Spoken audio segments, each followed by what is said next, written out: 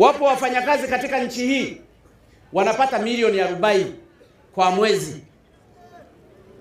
Milioni 40 kwa mwezi.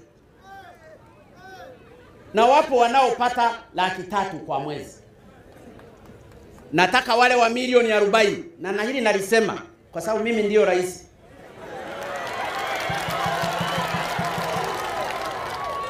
Tutakata mishahara yao ishuke, ili ikiwezekana, wataalamu wangu wananifanyizia kazi, pasije pakatokea Tanzania,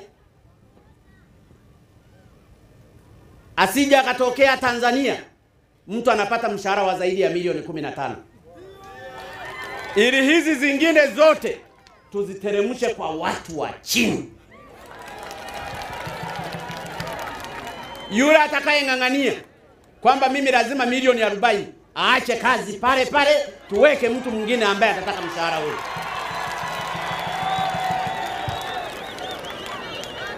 Wamejipangia watu mishahara ya ajabu.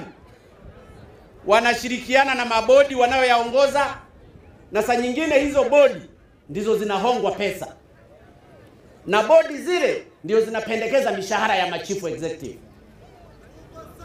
Na hao machifu executive ndio wamekuwa wa kwanza, badala ya kufanya mikutano yao humo ndani, wanakwenda kufanyizia mikutano Ulaya. Kuna watu wanaishi kuliko hata malaika.